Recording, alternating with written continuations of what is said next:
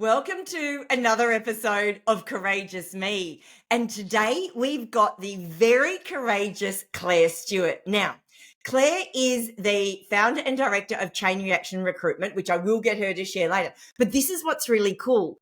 Claire was introduced to me through my sister-in-law, Shan, and for reasons that will come out throughout the podcast.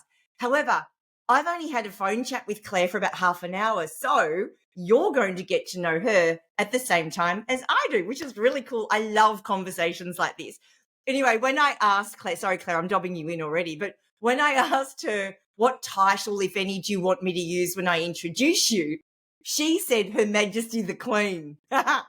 So I'm gathering, and as you're going to gather too, she's got a wicked personality. We are going to have a bucket load of fun, but we're going to get into some really good, juicy stories of courage, because I do already know a couple of them and I know you're going to love it. So on that note, Claire, and before we do know more about you, can you share what excites you to have this conversation with me today about courage? Thanks, Kim. You've really dropped me in it there, that's for sure.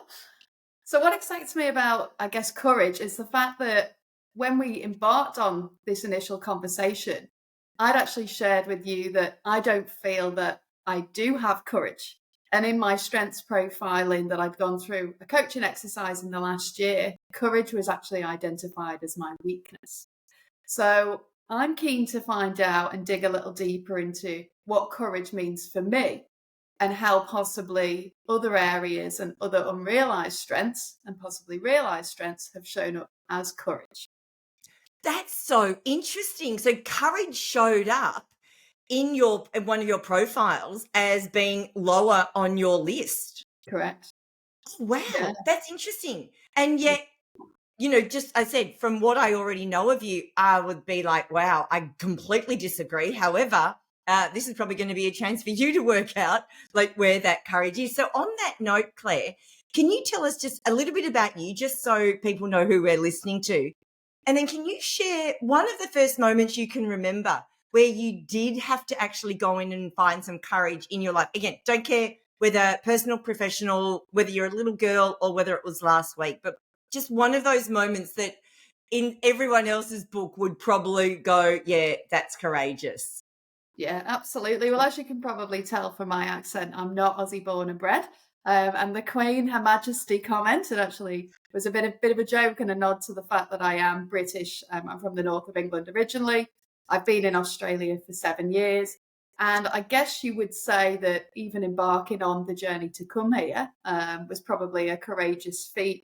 It's been an interesting, I guess, time for me personally and professionally. So probably the most courageous thing for me was to leave my corporate job, which I'd held for 6.5 years and was a director and partner in an executive search global business, to found Chain Reaction Recruitment and embark on my own pathway. And that has been, I guess, on reflection now, a very courageous journey.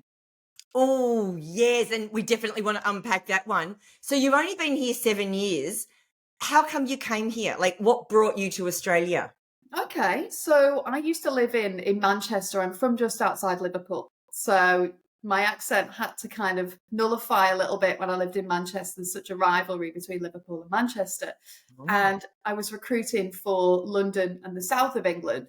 So I lived in Manchester but recruited for the south. So what that enabled me to have was the prospects and, I guess, economy of living in Manchester, where it's a lot cheaper, but the opportunity in London. So I really amassed a lot of skills through recruitment, working with different global businesses on transformation projects quite quickly, and across a 6-year period was in a position that I felt my next step was probably overseas. So I decided quite boldly, I guess, and on reflection, maybe courageous, to consider my options abroad. So I applied for roles in the Middle East, in New York, Melbourne and Sydney, and I secured 6 offers, which was great. 6 offers, yeah. I'd been to the Middle East because my family history and heritage, my dad had actually worked in the Middle East. So I'd been to, understand what that was like. I'd also lived in Philadelphia when I was younger because my dad's job again, in turn, took us there. So I knew what the States was like. never been to Australia. And I thought, well, I've got these jobs. Let's see if I can sell my apartment. So I owned an apartment. Sold that pretty quickly. And I thought, oh, okay, I'm definitely going. I just don't know where. So I'd never been to Australia. And I did my research, and people said to me that Melbourne was more like Manchester and London was more like Sydney. So being a northern girl myself and appreciating, I guess, the coffee and, music scene and whatnot, and probably, as you can see from my complexion, and if you're just hearing this, I'm very English, which means I don't tan. So the beaches was probably not a top draw for me in Sydney. So I just got on a flight. I'd secured a job in Melbourne, rocked up on my own with a couple of suitcases, and went from there. You don't think that's courageous? Like, seriously? Did you know anyone in Melbourne? No.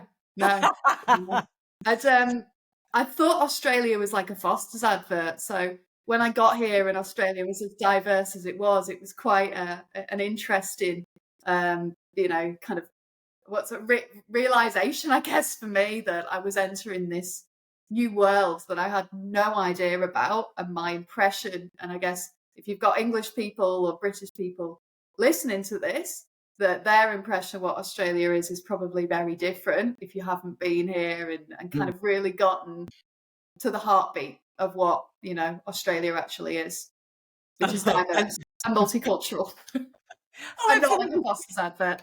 And Foster's is in Foster's beer. Correct, because in England, we think that's what the Australians drink.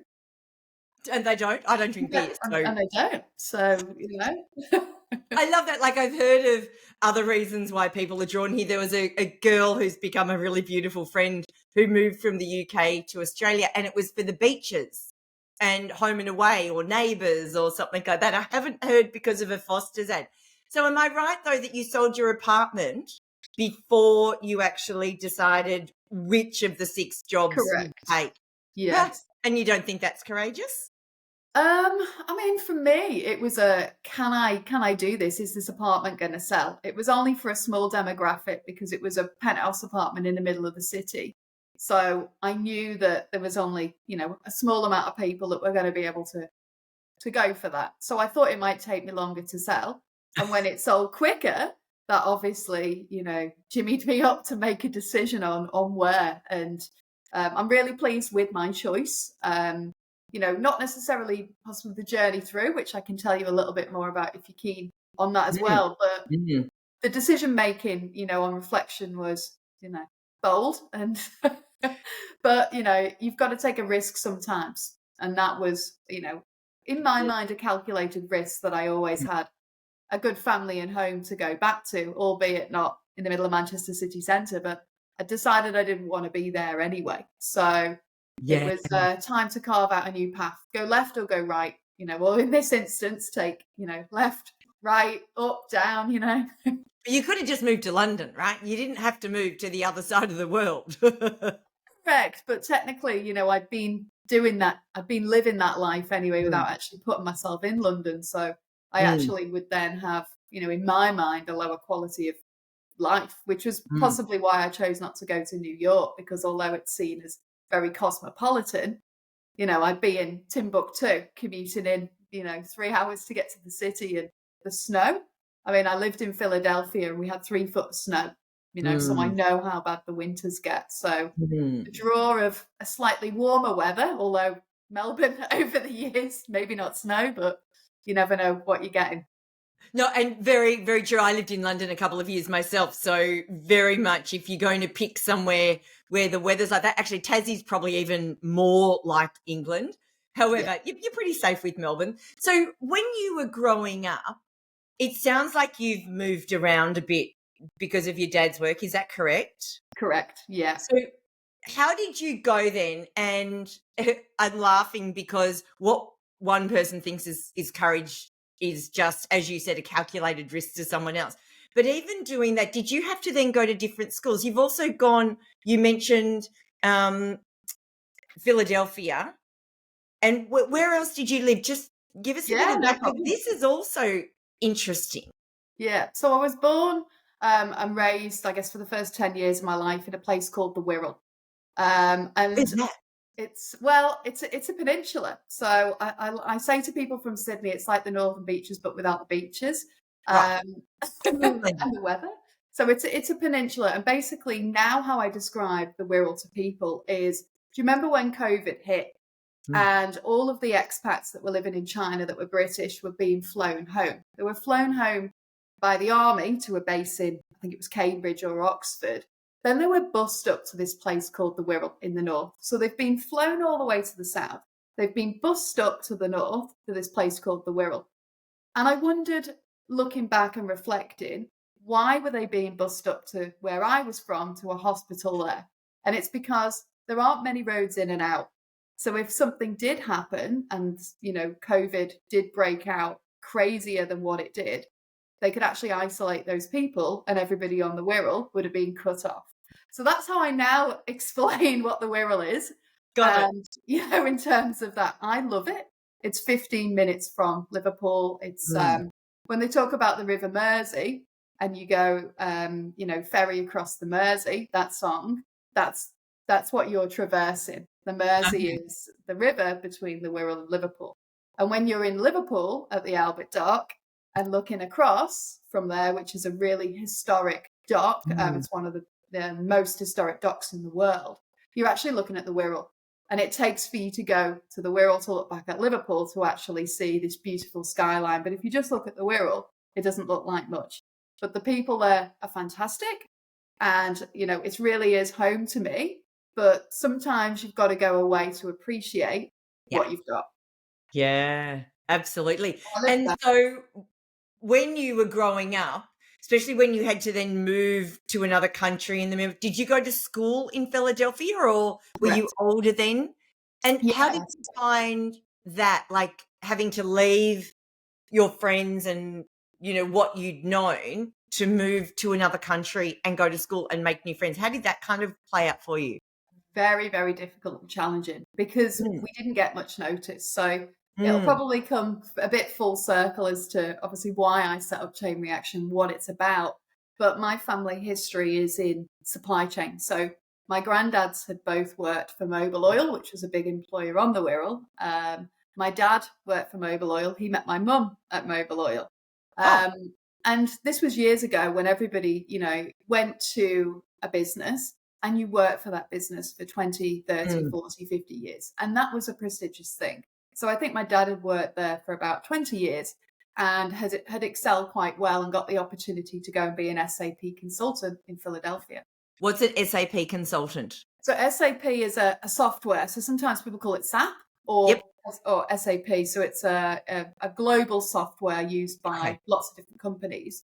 So Dad was, flown in to Philadelphia and we obviously followed suit to, travel around to businesses to help implement this on a, global scale for organizations from a supply chain and operations perspective. But unbeknownst to us and my mum, and probably my dad as well, the base was Philadelphia, but he was flying all around America. So we lived in just outside of Philadelphia in quite a suburban place where I'd get picked up by the yellow school bus. That is absolutely a real thing. And the driveway is bloody long. But going to school and obviously being different, having this very English accent and in a small town, in America, you do stick out. So it was difficult. And my mum and dad actually made the decision after a year to move back to England for my education. Oh, so because of your education, did you not find that you fit in at that school, or why? What was going on? Why did they have to move? Why did they choose to move back? I just think they felt that the English system, whereby, historically in the UK, you had grammar schools, which you had to pass an exam to get into, and all of the counties in the UK had the grammar schools. They had changed that over. You obviously had your private schools that were fee paying. You had your normal comprehensive schools, co-ed.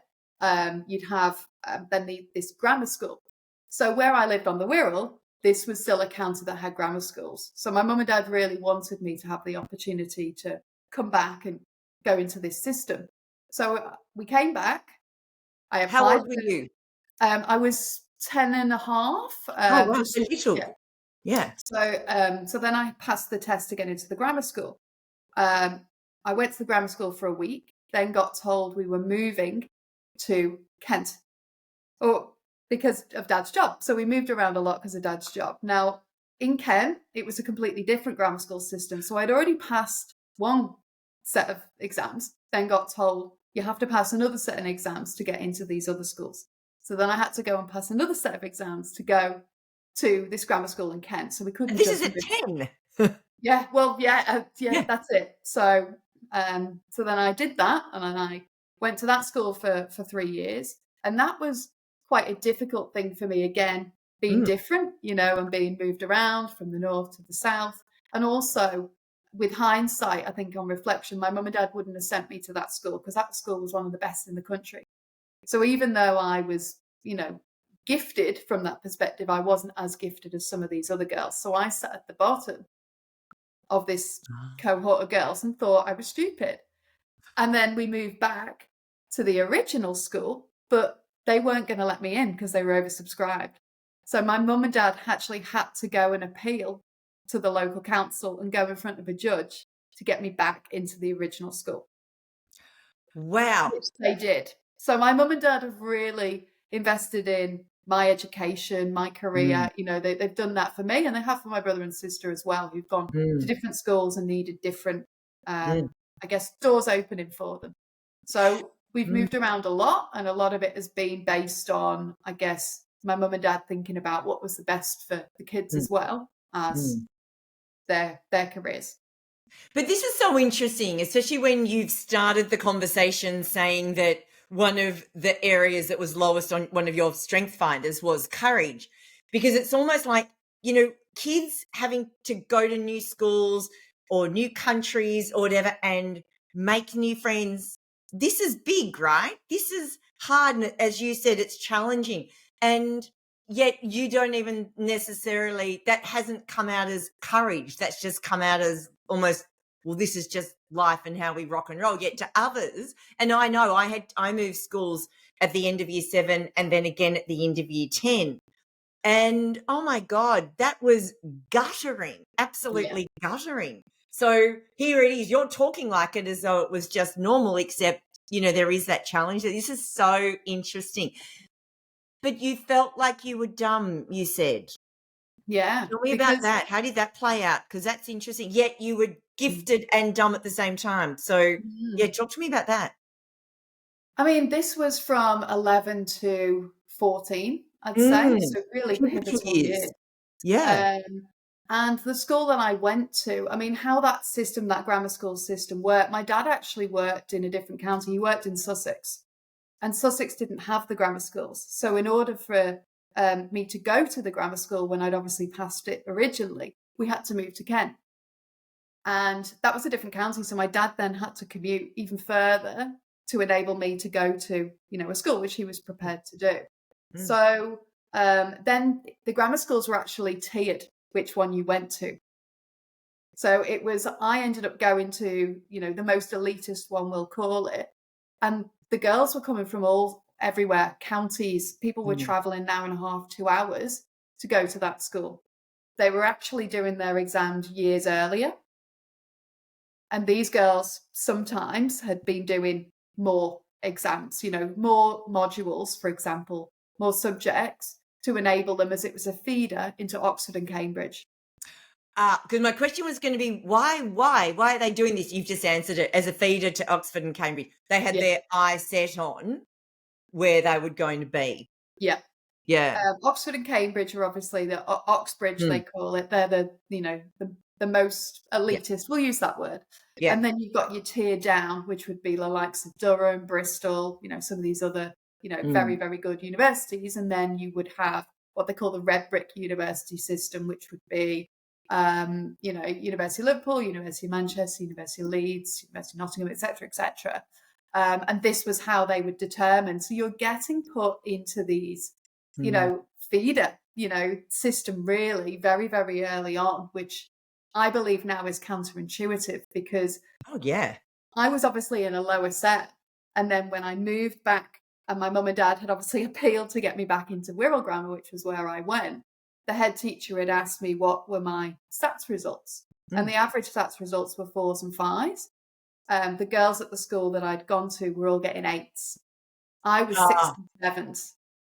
So I was saying, oh, I was only 6 and 7. And she was like, that would put you in the top quartile, in this school. So I was shocked, but I went back into that school and she said, we're not going to put you straight in the top. We're going to put you in the top middle.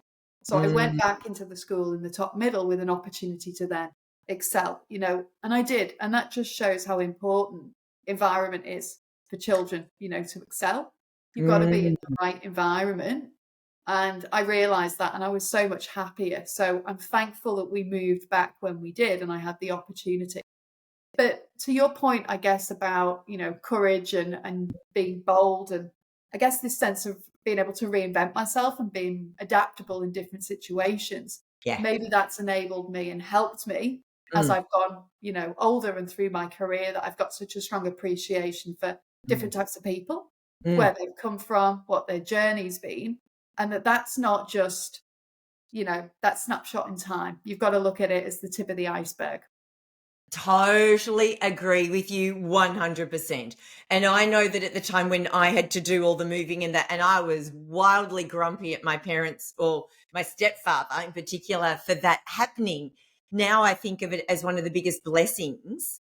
And I'm so grateful that that happened, because it forces you to be adaptable, to learn a bit more about resilience, to make new friends and pick up wherever you are, no matter what's going on around you. And yeah, certainly I can see how that skill, now I feel like you've put a couple of pieces of the puzzle together. Why, when you got those 6 job acceptances around the world, and then you moved to Melbourne, never been here before, now I understand why. Like, I get it. Yep, I get it. To someone who maybe grew up, went to the same school, from when they're 5 to when they're 18, never moved around, maybe it's a bigger deal for them, whereas I get why it's not for you. So how did you choose to get into recruitment, even though you've got a family in supply chain? How did that work out? And I know that you've now got a recruitment business in supply chain. So how did that kind of pan out? Because there's like a missing link for me at the moment. Oh, 100%. And this is actually, I've used the word serendipitous when we had our conversation previously. And this is, it's happened a couple of times to me.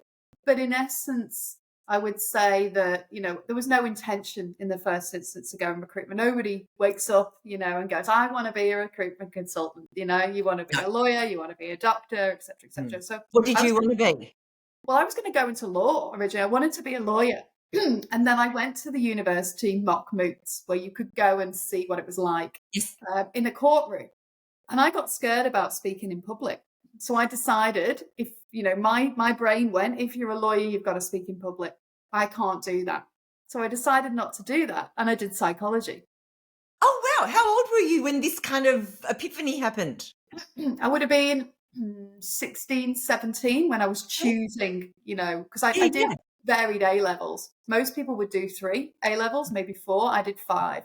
So this sense of, kind of, somebody tells me I can't do something, I'm going to go, I'm just going to do it anyway. So, but it was, so academically you're going to be fine to go into law, but what stops you is the fear of public speaking. Yeah. Yeah. Gosh, I have this conversation with so many people, but it's interesting that it's coming out now. Oh, keep going. So I did psychology as a degree, and I went to one of these prestigious universities. And what I realized when I went there was they're very academic, and I wanted something a bit different. So I actually took a year out of that. And my mum and dad were not happy that I'd said I was going to do this, because they didn't think I was going to go back. So my mum said to me, okay, Claire, you've got to get a full-time job. So I did. I went and got a job in a rock bar that ran and had tribute bands. So I used to book the tribute bands, and it's called the Hotel California. And the last song at the end of the night was Hotel California by the Eagles. So even before the lights went on, you knew as soon as that riff came on. So I did that for a year. And my mum said, but you're meant to be working in an office 9 to 5. I said, you said get a full-time job. I did. She said, I didn't. You didn't tell me what? working 5 till 9 instead of 9 to 5. So I did that. Switch it around. Well, I had 3 jobs while I was at uni as well. I worked in retail. I loved retail. That was my passion. And I decided psychology wasn't my passion, so I went into retail. Why not psychology? What was it that didn't kind of light a fire in your belly? I think that because it wasn't the application of psychology, it was more just the book theory. And I think it was partly due to the university that I'd gone to and how they taught. And I think probably where I was at in my life that I felt like I needed a break. So I went back to get the degree and get the tick in the box, but I'd lost the love. And I think I'm kind of an all or nothing type of person. And once I get to that point, I'm like, okay, yeah, something needs to change. You So lost the love. I love that. That's beautiful. Yeah. I lost the love. So then I went into retail, and I was doing well through retail, but I'd also decided I didn't want to be, just working in retail. And if I was to actually go into the head offices and possibly do something more, I'd have to move to London. And I didn't want to move to London. So I came home from work one day and I was really upset. And my mum and dad had seen these changes in me. They knew I was upset. My mum's called Chris, my dad's called Paul. And my mum said to my dad, Paul, you're going to have to tell her. I was like, tell me what? And dad said, well, I've had a conversation with a guy that owns this recruitment company just to see if there's an opportunity there. He might know somebody that owns a retail recruitment company. So then you'll be able to consider that as a career. And I was like, brilliant. You hadn't asked him, though, for help. No, he just did this. He just did this because he could see that I was, unhappy, and he thought, maybe he'll open a door. So this concept of opening doors has been a beautiful thing for me over the years. But all 3 kind of parties, stakeholders in this had a different agenda. I thought I was getting a full-on interview. The guy that owned the recruitment company thought he's getting brownie points from my dad, so he'll get jobs to recruit, and he'll be a client. And my dad's just thinking I'm getting a piece of advice. So we're all completely on a different page. And this guy that I go into interview with never had any intention of hiring me, because the USP of that business was everybody had 5 to 10 years plus in the areas that they were recruiting for. So people had been procurement managers, warehouse managers, planning managers. I'd done retail, I'd done a bit of merchandise planning, but that wasn't really an area of theirs. So I went into this interview and he had no intention of employing me. And then I came back for a second interview and my dad kept saying to me, oh, it's okay, Claire, if you don't get it. I said, Dad, I don't know yet. I'm just going along for the ride, see what happens. And he's like, came out of the second interview, ring him, and he's like, oh, how did it go? I'm like, oh, I don't know. He's like, it's okay if you don't get it. I'm like, Dad, come on, just let's go glass half full on this. Anyway, long story short, they offered me an opportunity and the rest is history. I loved it and I loved the area that I worked within. It enabled me to really learn the other aspects of supply chain more because I was working with people that had come from that industry. And I ended up building our southern practice for London from Manchester from scratch as well, which, taking on a challenge. I obviously like it. So I did it. What did you like about recruitment? I guess, first of all, I didn't know what it was. So I didn't really have any preconceived notions of what it was, other than people had told me, it's sales. I'm like, okay, it's sales. I can do that. I've done that in retail. But this concept of being able to really solve a problem and a solution, a company had a problem that they needed to solve. And how can I really apply myself into that business to try and understand what the solution would be? They tell me they might need one thing, but then I can have the opportunity to, say, well, maybe if you thought about it this way, you might have a different solution. And also the opportunity to really help people in a different way, And that sounds cheesy, but for me, some of the best assignments I've worked on were for the people that it's meant the most to, because they might not have had a job or they might not have had an opportunity, or they were coming to Australia, for example, and they hadn't worked here before and nobody was giving them a chance, this type of thing. So that's what I fell in love with was, the opportunity to solve problems, the pace of it, not really knowing what you were having day by day, and really helping people in a way that I wasn't able to before. I could And sell what them ski wear, but really, I'd help them when they're up a mountain, but that was that, you know? Oh, how funny. And do you think that your studies in psychology and in understanding more about, how humans behave, do you think that helped, given that, yes, you are solving problems and finding solutions, but you're doing it for businesses that involve people? 100%. Yeah. People used to say, and you've probably seen it on the Wolf of Wall Street and things like that, when they say, "Sell me a pen." You know, Mm-mm-mm. the pen has features and benefits. It doesn't change. The person does. The person has feelings, you Yep. know, and the person can change dependent on the environment. They may change their mind. There's external factors.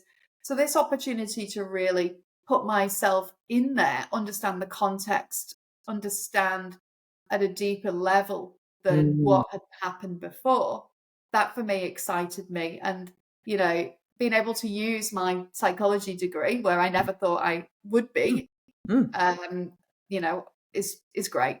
Yeah, so you've got the supply chain thing happening, which is in your bloodline. You've got the psychology degree with all the understanding of human beings.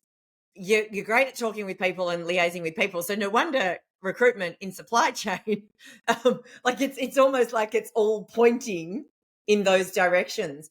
So how did you end up? So I get that you've now ended up in Australia in a job.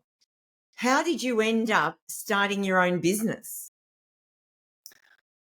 I've thought about it a couple of times over the years, and Okay. possibly the segue when I had left the financial services business that I was working for back in 2017. There was an opportunity then to do it.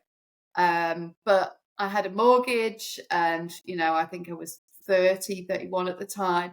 And I Mm. just thought it was possibly not the right time. So that's when I thought I'll go overseas. So that's how that happened then. And then I was approached last year by somebody I used to work with. Did I want to go into partnerships? So it was something that I'd been thinking of.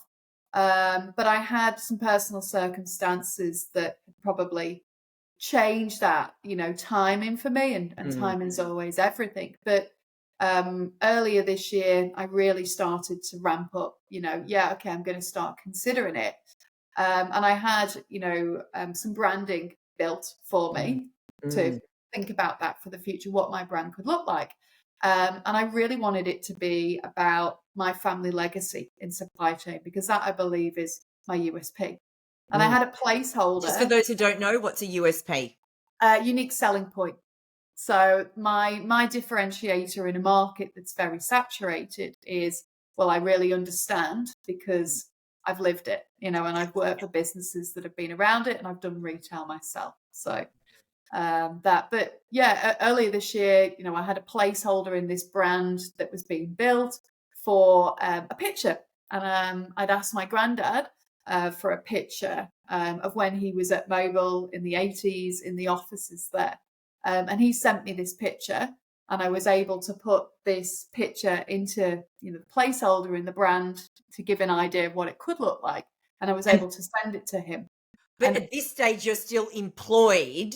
correct. Yeah, yeah, This is yeah. just Got it. thinking about, Just in your what it could mind. look like. Yeah, what it Yep. could look like, getting an idea. So Yep. was able to send that to my granddad for him to have a look. And all this happened a week before he passed away.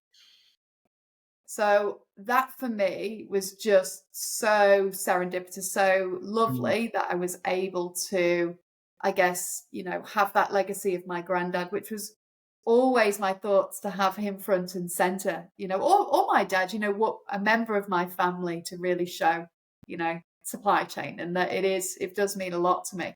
But for granddad to have been able to have sent me that picture, for me to be able to put Mm. it in a document, and for him to see what this brand I had an idea about looked like a week before he passed away was just, crazy. And for me, then I parked everything, for a long time, because I needed the time and Mm. space to go home, to spend time with my family, to come back. And my current employer at the time was fantastic. They really did support me through that. And then it got to a point where, I felt it was time, and Mm. my values were really coming through stronger than they ever had before. And this direction and opportunity to go in a new pathway that Mm. was probably stronger than my pull to stay in a corporate. Okay, so a couple of questions. What was it about wanting to have your own business that was appealing? So while you're working, you said you thought about it a number of times up until the point where you got branding done. What was it that, especially given that you're saying your family history and their career paths were with large, mobile, right? They weren't self-employed. What was it for you about being employed that it was appealing? Um, it was never the notion about being self-employed. I don't think I've never had this desire to be an entrepreneur. It's never really come through like that. I Mm. think the pull was probably for me a sense of values misalignment and an opportunity to create a set of values that I could live by. And I felt that for me to show up as my authentic self and to deliver to the supply chain community in the way that I wanted to, the only way for me to do that was to do it under my own esteem, because the business that I worked for, global multinational, yes, they gave me license to be creative, and as I said, they were good to me from that perspective. But for me to be able to really truly give back in the way that I wanted to and to show up in the way that I wanted to, those values were just becoming increasingly misaligned. Oh, I love this, Claire. I hear this so often. And often the decision to go out and start on their own wasn't necessarily the desire to be an entrepreneur, but it was a misalignment of values. So how did you get clear on your values? Like, how did you realize that there was this misalignment? Were your values really clear, or did you just feel some resistance within that made you explore it? How did that play out? Really interesting question. I'd come back from visiting the UK last year, and I spoke to my manager at the time, who, as I said, was really, really good with me. And I said to him, I just keep getting the Hulk. That's how I described it. This green mist, just getting mad at the small things internally, Mm. politics. And I asked him, I said, look, I think I need to go on a course here because I can't navigate politics. I find it very difficult. And he said, Claire, you don't need a vanilla course. What you need is a coach. Mm. And this is politics within the business. Politics within the Yeah, yeah, yeah. business. Yep. Correct. Not Yeah. politics as in, the No, economy. No, politics no. within the business. Yep. So he enabled that for me to have a coach. Ah. So I embarked on that journey of selecting a coach, somebody that I felt was really aligned with, where I'd come from and would Mm. understand, because she'd been a partner in a consultancy business. And I just really resonated with the fact that she'd actually worked in recruitment when she was younger as well. And all this it Yep. made sense to me. And the first session that we did was to understand what my values were. Absolutely. Yeah. And that was for me, so eye-opening, because I think I'd said to you on the phone, I'm not woo-woo. I never thought about things like this before. I didn't think it was for me. I thought, to a large extent, I knew who I was. I absolutely didn't. So, so the values really helped me bring this through, what was to my Mm. core. And then on top of that, the strengths profiling that we embarked on, and areas that I'd obviously excelled in, where I had probably unrealized strengths, where I had learned behaviors, and where my weaknesses were. And, through this journey that we went through, I guess where I saw that I was showing up every day at work, I was showing up with these learned behaviors, this concept of, I was very skilled at the job that I did. I'd done it for 12 years, and I'd done it, to a very high level for Mm. myself and for the business. But the learned behaviors were not giving me energy. They were zapping energy from me. That's so interesting. That is so interesting. And all of this, the realization of this has come through working with the coach, getting clear on your values, starting to piece Oh, wow. Yeah, this is what I'm doing, but this is how I'm feeling. And then realizing it doesn't have to be like that. Okay, this Absolutely. is Yeah. making sense. Okay, now I understand where that's come from. So, how did chain reaction recruitment then come to life? Well, I'd always kind of envisaged what I would want, you know, recruitment to be, what it meant Mm. to be, and I never let myself kind of go down the pathway of thinking that I could be creative, because I had a very, science backed mindset. I was very risk adverse on things, even down to when I was younger. Here's an example of how I'm not creative. My mum got called into the primary school very early on, and you've obviously heard about my journey through school, but this was early, very early on. Mum got called in and showed two pieces of work, paint by number. One was very, very neatly the right colour with the corresponding number. The other one, somebody had taken a black crayon and just this all over the page.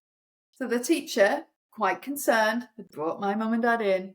Mum sat in front and the teacher said, "Which one do you think's Claire's?" Mum said, "I know which one is Claire's. It's the one with the black crayon." Claire doesn't want to do something. She ain't doing it. I didn't want to do art. I didn't enjoy it. So from that, I'd envisaged creativity is art. And from then on, I'd always thought that I wasn't creative, but showing through, it's some of my unrealized strengths, which are catalyst, mission, some of these words. It was like, well, how does that show up? I've got this, I call it a quirky sense of humor. Mm. So I always wanted that to come through.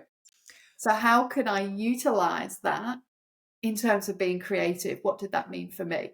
So building the brand, I'd never wanted to be Stuart and Co, Stuart and Partners. I'd worked for this big corporate. I really wanted an identity that was authentically me. Mm. I never thought I would go with, bright pink like you have, which is how our journey kind of started. But it made sense to me. It really resonated. I felt like it got cut through. It was different. It wasn't navy. It wasn't teal.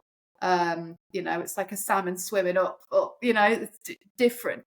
So I thought, okay, well, for all of the things that I was getting frustrated about internally, the external market wasn't seeing that. They were just seeing me showing up as the way that I was. So I thought what would give me the edge is if I could mitigate everything that was going on internally in the business and then be able to show up authentically like me. I would be able to give an even better level of service, an even better version of me, and then in turn deliver, solutions at a much higher level, and be able to have fun along the way and have this identity, because chain reaction, could be linked to supply chain.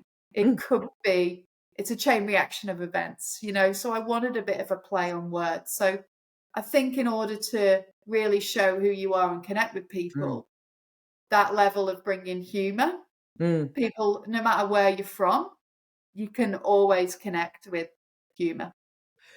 Totally. And so your branding is, and I know I've seen it, is bright, like the hot pink all over it, not common in the industry or the work that you're doing. And Correct. yet you're doing it. And I still keep going back to you saying on your strength finder, courage was low. Like, and I can imagine anyone else listening going, even being able to front up new business, haven't run a business before with bright pink all over it. There's courage. I just want to flip back to the comment when you did the art and the black being all over it. Like there's that rebellious kind of sign. But that was courage in itself, right? You're a little kid being told to color by numbers in the lines in certain colors. And you've gone, yeah, no. Like, Yeah. hello. Whereas most kids, and I'm saying, and I fit this bill, would have gone, oh, okay, that's what they've told me to do. I better do what they've said. Mm. Right? You didn't. Even from back then, you didn't do that. You did the black. Like that to me is someone that's gone, you know what? No, I don't want to conform. I don't want to just fit in with what you're telling me to do. And I'm not going to. Yeah. I mean, yeah, Hey. you could look at it like that. But I'd never thought of myself as rebellious. I was studious, and Mm, I mm, always did my utmost, and I'm very, process driven as a person. So I'm definitely not rebellious, but I think it gets to a point where, mm, something has to change, and I get pushed to a certain mm, level, and then I go, okay, well, if mm, it's going to change, it's going to change on a, you know, astronomical scale. I think that's probably, but it obviously shows up in terms of where I channel my energy, and what's mm, important to me. That, I'd obviously channeled my energy into the maths and English side, for example. It wasn't the art.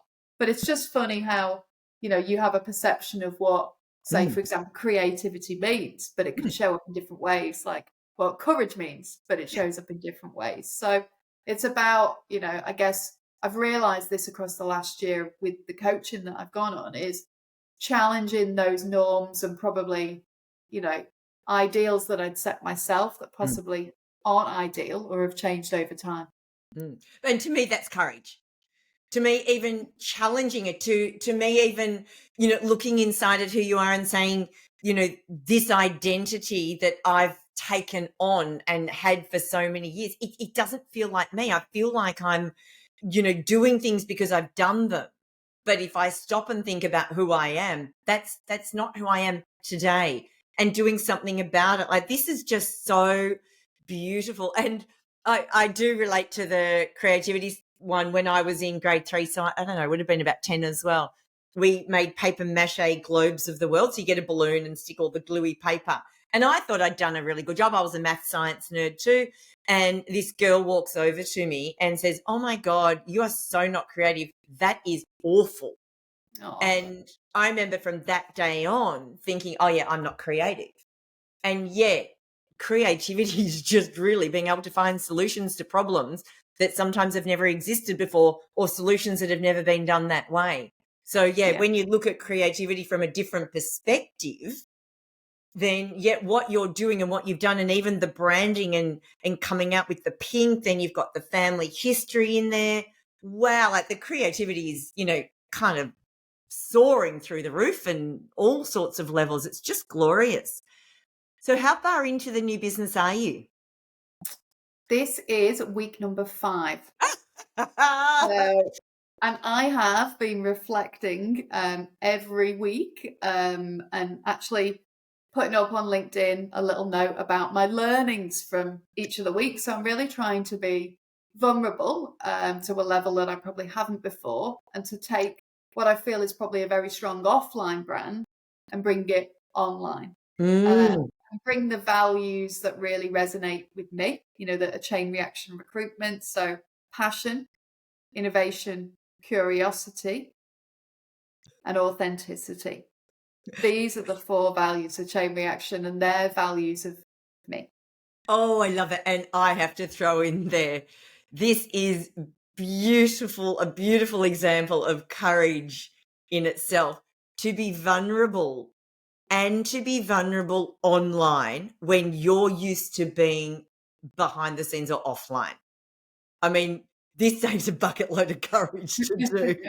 Tell me, 5 weeks. So what are some of those learnings so far? um, Not making assumptions. Mm. I think You got an example? because I process information quickly, and I obviously think that, I know people, and that's an assumption. And then you go, well, actually, no, maybe not. Maybe because they haven't replied to me, they might actually just be busy. It's not that they no longer want to work with me, So you don't make assumptions. What I thought the brand was going to be and mean for people, it probably has cut deeper than I thought possible. And even in such a short space of time, I've actually been doing career consulting, not coaching because I'm not certified, but consulting, which is slightly more direct and more, Mm. pointed to somebody's career, and CV re-engineering, that actually people have sought me out to rewrite their CV. So it's more personal, that people have been seeking me out directly as opposed to organizations wanting me to deliver a service for them. And you hadn't intended that. That's just happened that way? It was something that I thought could be a bolt-on, Okay. to it. So it's an area, that I'd built into the website, but it wasn't what I thought would be leading, which Ah, has meant that interesting. I've actually worked more closely with people directly, and Mm, it's meant more because some of those CVs that I've helped rewrite has meant that they've been able to go for opportunities that they hadn't previously and secured more interviews external to me. So this mm, is obviously, I have roles that I recruit, a more proactive recruitment I can do. But what this process has enabled for them is a document that they can then take to market themselves, irrespective of me, to open more doors. So this concept of opening more mm. doors, this is a learning as well, that, and even the door that we've opened for us, the conversation that I'd had with Sean to enable this and sharing a vulnerability and getting the rapport with Sean, she'd been recommended to talk to me by somebody that I'd engaged with previously. It was the very first time we'd had a conversation, and she felt the connection and rapport enough for then in turn to make the introduction to you. Yeah, because she rang me and said, "Oh my gosh, I've just met this woman." Because I know Shan is my sister-in-law. For those listening who don't realize, she's looking for a role now, and she said, "Kim, I've met this woman. You just have to meet her for so many different reasons." And I can see why, absolutely. And so, what else? What are you learning about you? Albeit it's only been 5 weeks, but what are you learning about you so far in this short period of time? That I probably need to be kinder to myself, and kinder in terms of time, energy, Mm-hmm. expectation. Um, Yeah. I'd always been, a high achiever. I'd won many awards and accolades at the previous businesses I've worked for, Mm. which, I really enjoyed, to get those accolades.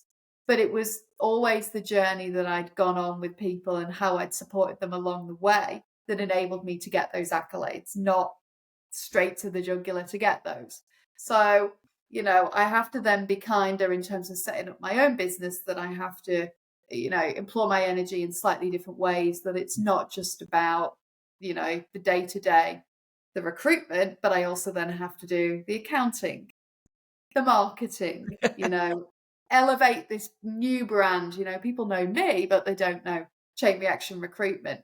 So, having to think slightly more holistically than I have previously and develop new synapses in my brain by the end of Friday, I'm more exhausted. And it takes me back to when I originally went into recruitment. The learning was like this, anything that's new Mm. is going to exhaust you. And if it doesn't exhaust you, you're not doing it right. Mm. So, Oh, absolutely. And one of the things I know from all the people that I do a lot of coaching, and particularly those that are starting a business for the first time, is that it is going to be one of the greatest personal development projects you'll ever do.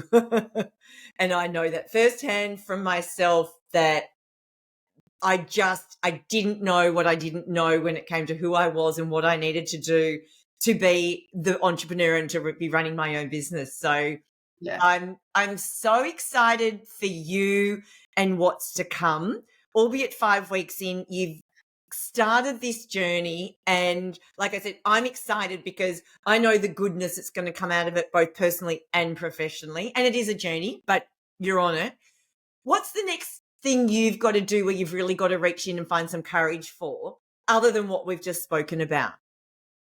I think then it comes back full circle to the reason that I didn't want to be a lawyer, that I'm not good at getting up in front of people and speaking. So I'm going to put myself out there to be on more panels, to really get involved more with the community, because other than just being a recruiter, Mm. I really, really love supply chain. So I want to lead with supply chain first, recruitment second.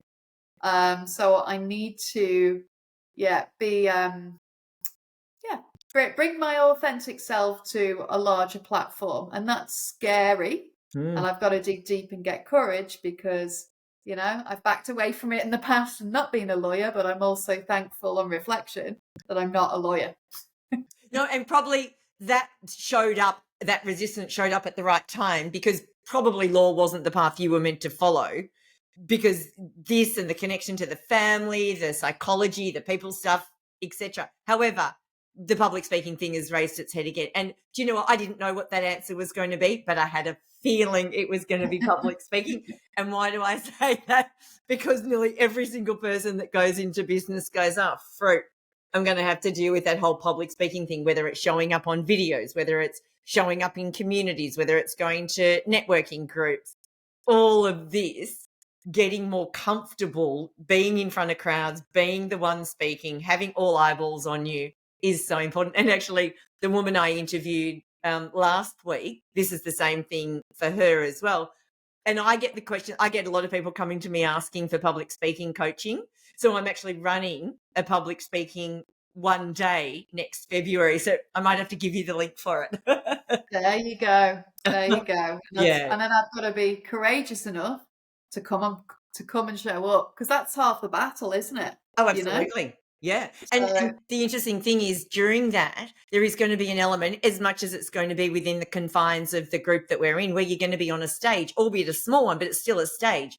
And the thought of even doing that for a lot is like, oh, yeah, I want that skill, but I'm not ready. I don't want to do that. And it's like, well, because the only way you get better at speaking is by speaking.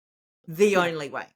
And that means practicing. So, wow, what an exciting journey for you. I'm beyond like bubbles in the belly with joy of what's coming. So if people do want to get to know a bit more about you, the services that you provide, Chain Reaction Recruitment, if they are in supply chain and either needing help personally or recruitment, where should we send them to, Claire? Yeah, absolutely. We have a look at the website. So it's www.chainreactionrecruitment.com.au. Feel free to, check us out on LinkedIn as well, Chain Reaction Recruitment. Obviously myself, Claire Stuart. If you do want to reach out to me personally, I'm happy for you to email, and that's Claire, CLAIRE, at chainreactionrecruitment.com.au. So beautiful. I love connecting with new people, and let's see how many doors we can open. Let's start a chain reaction and let us be your catalyst. Oh, I love it. I'll put all those details in the show notes just for those who maybe might be driving at the moment. And yeah, this for me is about Claire Stuart opening doors, chain reactions galore, serendipity, and a whole bucket load of courage thrown in there. Claire, thank you so much. Thanks, Kim. That's been great.